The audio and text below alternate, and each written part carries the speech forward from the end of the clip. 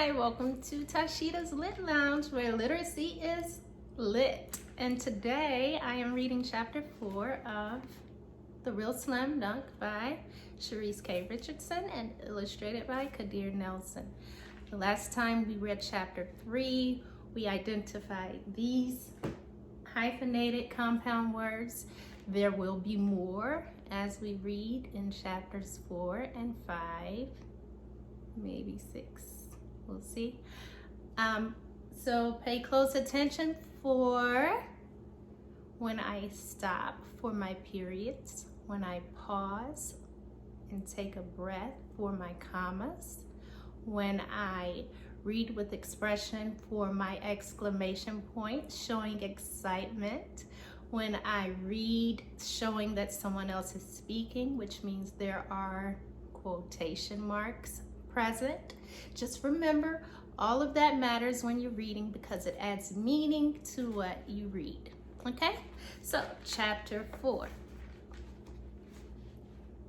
We're here, Miss Jordan told everyone as the bus crept into the parking lot. Yay! They shouted. Line up next to your buddy, Miss Jordan told the kids. Everyone scrambled off the bus and formed two long lines. Orange and dark blue flags representing the team's colors waved in the air high above the dome where the Giants played. Miss Jordan walked next to Mia and her friend Gabby. Do you like basketball? Miss Jordan asked Mia. I like girls' basketball mostly, Mia said. I would rather meet a women's basketball player like Lisa Smith or Rebecca Mathis, but meeting Jason Carter will be cool too. Mia clutched the tape recorder close to her side. I'm going to record everything he says, she told the teacher. As they reached the front of the dome, Marcus noticed a big banner that read, Welcome to the Giants Practice Day. A security guard greeted them and inspected their book bags. Then someone collected the bottom half of their tickets. Marcus stuck the other half of his ticket back into his pocket. He was going to keep it as a souvenir. Inside the dome, Miss Jordan led them along a curving walkway. Marcus counted 3 popcorn stands before they reached an entrance to the bleachers. There must be 1 billion seats in here, Juan said, gazing at rows of bleachers that circled the shiny basketball court. Wow, Marcus breathed, staring down at the court. It looked like the biggest court in the world, but he knew it was the regulation size, the same as all the other professional basketball courts. Welcome to the home of the Giants, a man screamed from the court in a friendly voice. He climbed up the steps to meet them. Curly locks of orange hair bounced as he moved. I've been expecting you, the man said. I'm Rusty, the Giants tour guide. He sounds important, Mia whispered. When do we get to see the players? Juan asked. You kids sure are lucky. Jason Carter is coming out to meet you before practice starts, Rusty said. Right now, all the players are in the locker room. Marcus wondered how tall Jason's locker was and what was in it. He also wondered if Jason ever forgot the combination to his lock like Marcus sometimes did at school.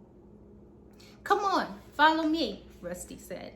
He dashed down the stairs. The kids darted behind him. When they got downstairs, Marcus took a closer look at the court. His gaze locked on the orange circle in the center. It looked like a giant basketball squished flat and tattooed on the wood. He imagined Jason standing there at tip-off with his hands reaching into the air as if he were grasping for heaven. Then Marcus looked at the basketball goals. Each one looked so tiny. He imagined Jason swirling around like a ballerina and smashing the ball through the little rim, all in the blink of an eye. Rusty walked past the railing onto the court.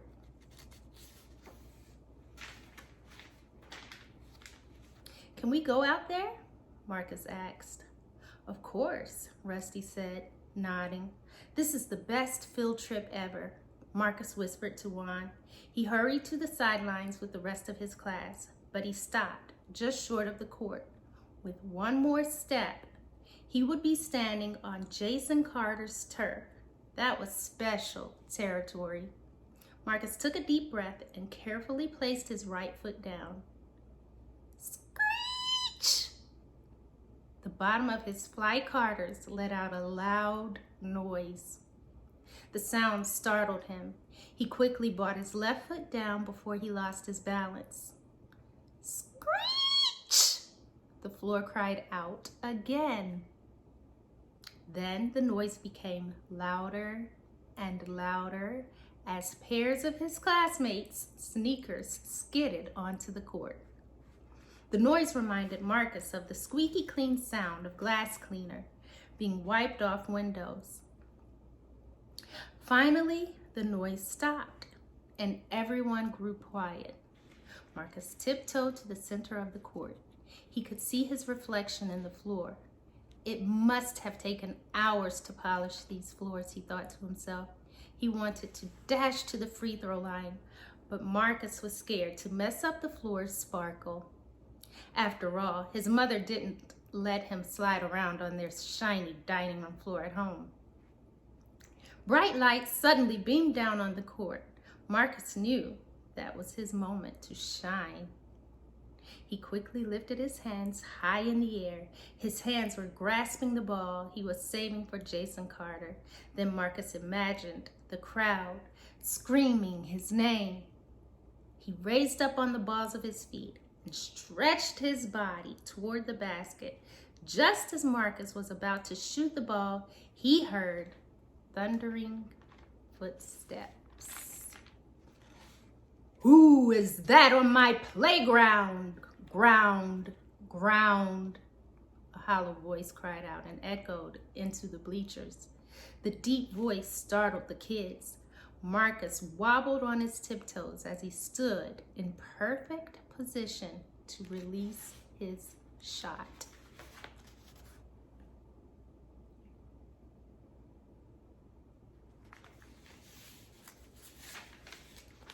That's the end of chapter 4. Hope you enjoyed it. We will continue with chapter 5. The voice spoke again. "Just kidding. I've been waiting to meet you. I'm Jason Carter." The voice echoed and disappeared. "Carter, Carter, Car." Marcus's heart skipped a beat. He spun around like a soldier. Jason was standing so close, Marcus could touch him. Marcus dropped his head. "Whoa," he muttered, stepping back. The biggest pair of fly Carters he had ever seen was right in front of him. They made Marcus's sneakers look like baby shoes. Trembling, Marcus looked up until he found Jason's face. He closed his eyes tight and opened them again. "He's a walking giant," Marcus thought to himself. "Awesome," he mumbled under his breath. Marcus opened his mouth to speak, but his voice left him. Finally, Marcus whispered, "Good afternoon, Mr. Carter."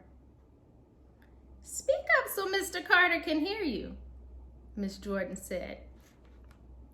"Hello, Mr. Carter," everyone repeated in soft voices. "What's up?" Jason said with a laugh. He pointed at Marcus's feet. "Hey, we're wearing the same shoes." Marcus flashed a smile. "I know," he said. "Thanks for coming to practice day. It's going to be fun having you guys here to watch," Jason said. "Sit down and make yourselves comfortable." His tall body sank to the floor. Then he crossed his legs like a pretzel. All the kids scrambled around him. Screech! The floor, excuse me.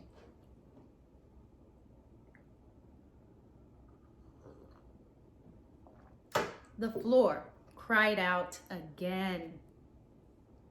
As Marcus slid across it, he raced his classmates to a spot next to Jason. Marcus crossed his legs like a pretzel, too. He plopped the basketball in his lap. Mia scooted close beside him. She carefully placed her tape recorder on the court.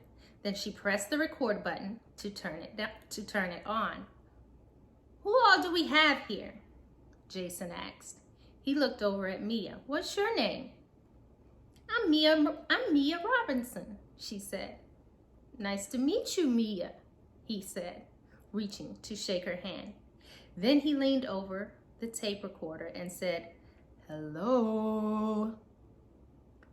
Hello. Hello." The class laughed. Jason sprang back up onto his feet. He made his way around the circle, and everyone introduced themselves. He met all of the kids and gave each one a firm handshake. Marcus was the last one. "And who are you?" Jason asked, bending down in front of him. His eyes met his hero's. "My name is Marcus." The basketball player stretched his long arm towards Marcus. It dangled like a spaghetti noodle. Marcus noticed a ring on Jason's finger. It was a championship ring. Marcus quickly put out his left hand. "Wrong hand." He snatched it back. Finally, his right hand touched Jason's. They shook hands. Jason squeezed Marcus' knuckles so tightly he thought they would crumble. And before I continue, I didn't show you the picture.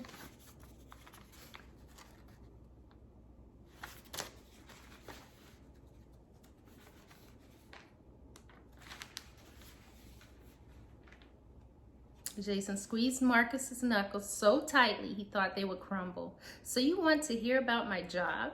Jason asked as he sat back down. "Yeah," they shouted. "Oh, man," Marcus thought to himself. He wanted Jason to talk about basketball. He wanted to know how old Jason was when he first dunked the ball, his longest shot, and lots of other stuff about basketball. He didn't want to listen to him talk about a job. "I love basketball," Jason said. "Scoring the winning basket in front of thousands of screaming fans is one of the best feelings in the world. It sends tingles down my spine." A smile grew on Marcus's face. "I'm lucky to play with the Giants. Teamwork is our secret to winning," Jason said. "And winning has great rewards. When we won the championship, we got invited to the White House to meet the president, and my picture was on the cover of Sports Illustrated. My parents were very proud of me." "Cool," Marcus whispered to Juan. "I wish special things like that happened every day," Jason said. "But most of my days are not that exciting. Actually, my job is often hard work. We practice quite a bit. Usually 6 days a week." "That's a lot," Juan said. "And I always have to be here on time," Jason told him. "If I'm late, it costs me big bucks. I have to pay a $1,000 fine." $1,000? Rupert repeated. "Woof!"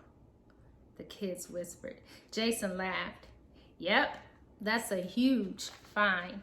And that's why I'm never late," he said. "But I do more than just practice shooting hoops and playing games. I get up at 6 o'clock every morning and run 3 miles. Then I lift weights, study game tapes, and read stacks of playbooks. It's all part of my job."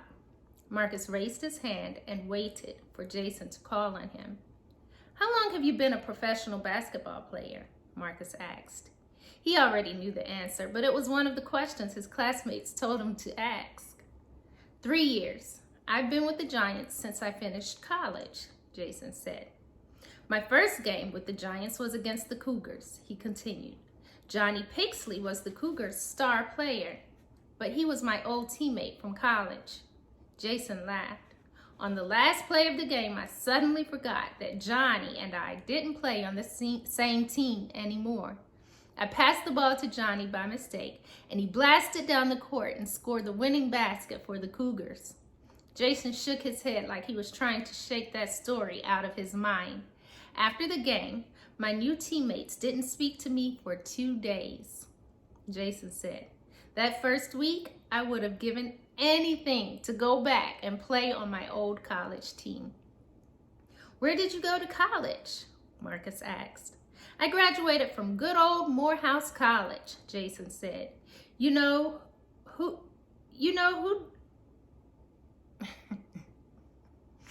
forgive me. You know who oh my goodness, what is going on here?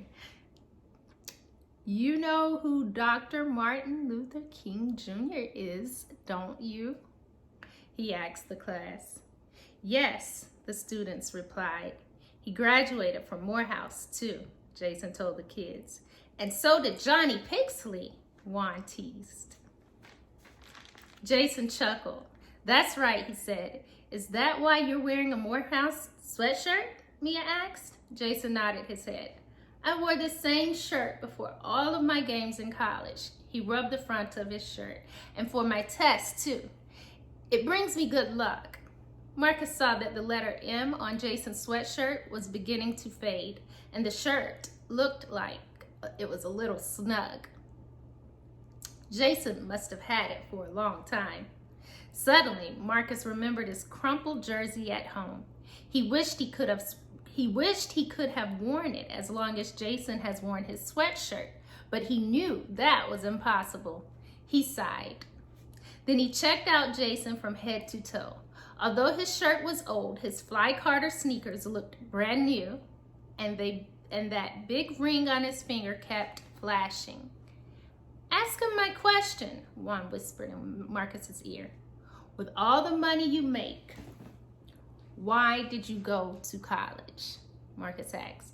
I could have played pro ball as soon as I finished high school. A few coaches wanted me to join their teams, Jason said. Then he tilted his head to one side and smiled as he gazed up. For a second, he looked as if his mind had drifted into the clouds.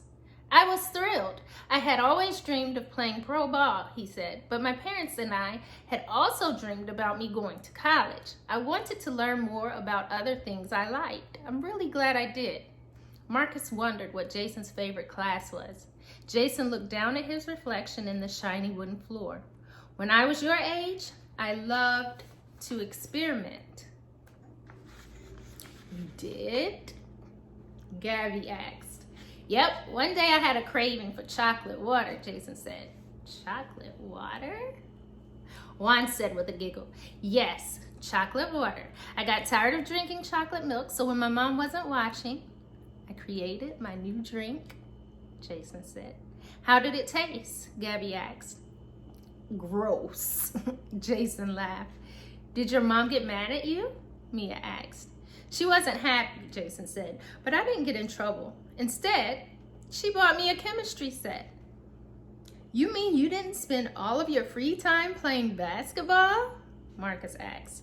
Nope, he said. I loved basketball, but I spent lots of time playing with my friends and just doing normal kid things. And I used my chemistry set to make all kinds of concoctions. You did? Rupert asked. Sure, I even studied chemistry in college. It was my favorite class, he said. Marcus tried to imagine Jason dressed in a white lab coat and goggles. He giggled quietly.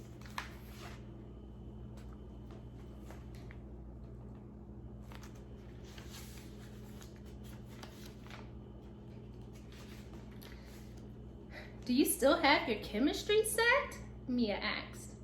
I don't think so, Jason said, but I still might like to be a chemist one day. Someday.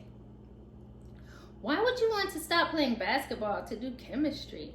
Rupert asked.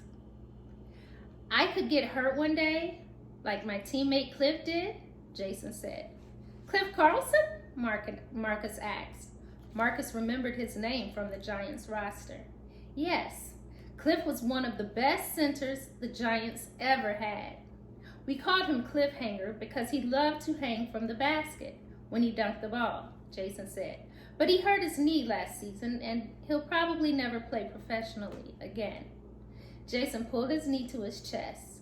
If that happened to me, I'd have to find something else to do, he said.